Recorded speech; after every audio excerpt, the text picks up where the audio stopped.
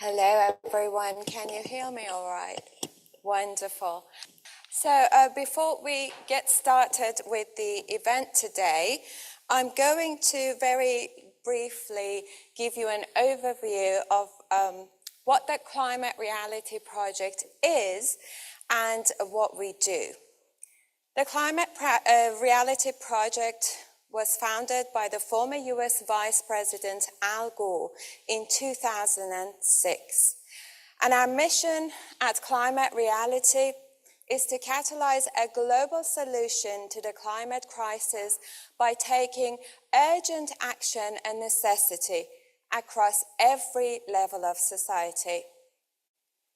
We now have a global network of 3.8 million people driving meaningful action around the world. The Climate Reality Project has 11 branches around the world and over 100 chapters in the US. And through each branch and chapter, there are many opportunities to get involved. And one of these is the Climate Reality Project Europe, led by the branch manager Gosha Richlik. And in addition to our Climate Reality European branch staff, there are also 10 regional volunteer coordinators and a network of over 400 climate reality leaders across Europe. And Climate Reality Project Europe empowers communities to advocate for stronger climate actions, co-create solutions, and drive bottom-up support for the implementation of the Paris Agreement. As Climate Reality Europe, we are a diverse group of people that have come together to solve one of the greatest challenges of our time. We are experts, activists, scientists, journalists, organizers, cultural leaders, storytellers, all trained in climate activism by the former US Vice President Al Gore, committed to build a sustainable future for all. So our key global campaigns focus on 3 areas: reducing emissions, financing a just transition, and strengthening global climate cooperation.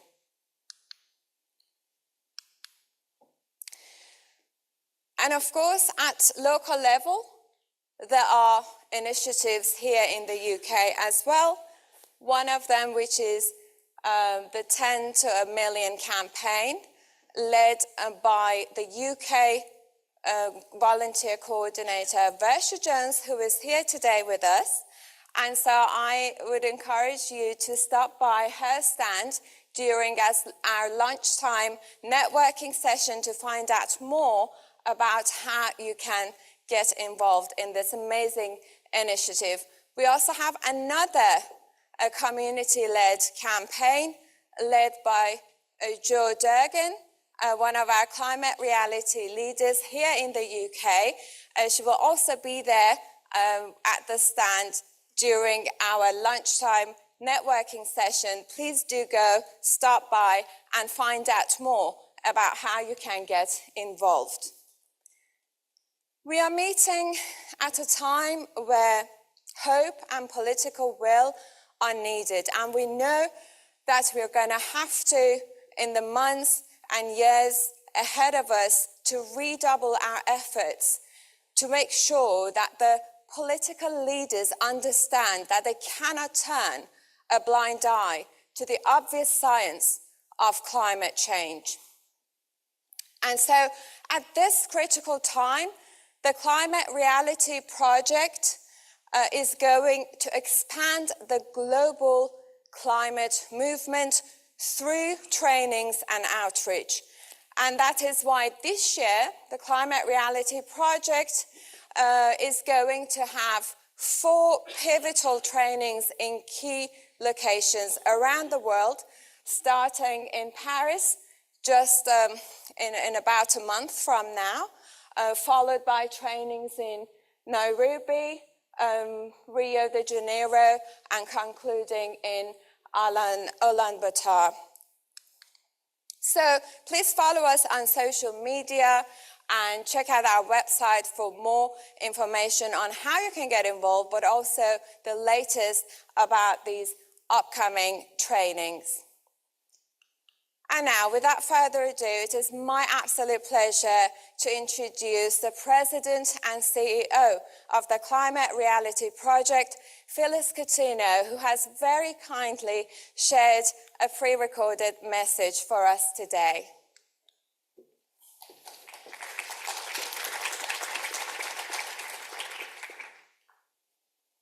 I'm Phyllis Cuttino, President and CEO of the Climate Reality Project, and it's wonderful to be with you today via video. Congratulations on the second year of collaboration between the University College London and the Climate Reality Project Europe to host Love Your Planet 2025. Bravo, Shooka and Mark, for your efforts to organize a powerful platform to foster dialogue, inspire action, and accelerate meaningful progress on climate solutions.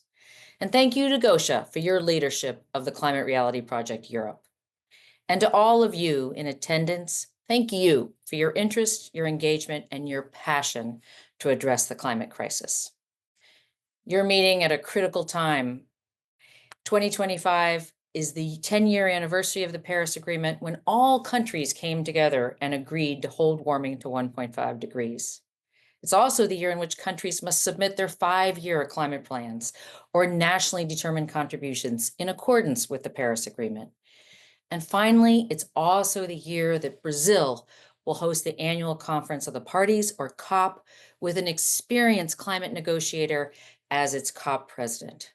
So much depends upon this year, and we've got to all be focused on urging countries to close the ambitious gap or the delta between political plans and the reality of how we must act to hold or bend back warming to 1.5. The promising NDC submitted by the United Kingdom reclaims climate leadership and sets an example for others. Now action must follow ambition at the national and the local levels. A just transition will reduce emissions, empower local communities, and deliver economic opportunities. And by aligning community-led solutions with national and international climate targets, we can drive a fair and effective transition for all. And we, the climate movement and civil society, have a key role to play. It's our responsibility to push governments at all levels to act.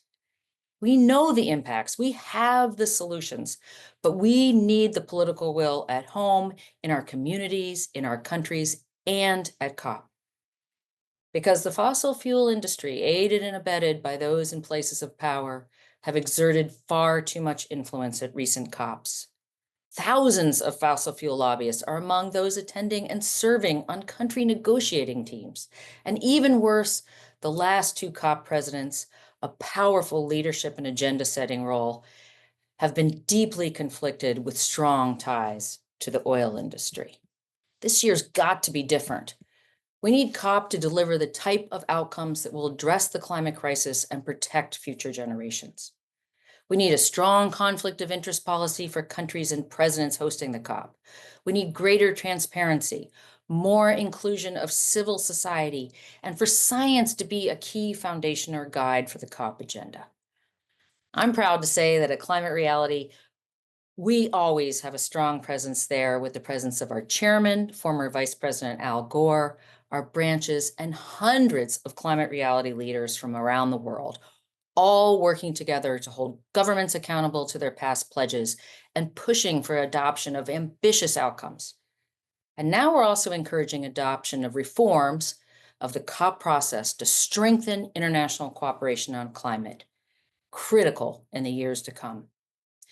Now, this can feel like a challenging time for climate change, with some elected leaders around the world rolling back commitments, others denying the existence of climate change or claiming it's frankly too costly to make investments in a just transition in a time of inflationary pressures. That and more is certainly the case in my home country of the United States. But convenings like Love Your Planet are an antidote to climate inaction, climate delay, or climate denial. At the Climate Reality Project, our efforts and global network are guided by three things in this year. Resolve. We'll continue to take action to solve the climate crisis, no matter what the political challenges. Resilience. We've weathered political challenges before and know that our strength is in working together. And reality. We're guided by the science and justice because it is the reality. So let me end where I began, with gratitude. Thank you for your leadership. Thank you for coming together in service of the climate. I appreciate and applaud you.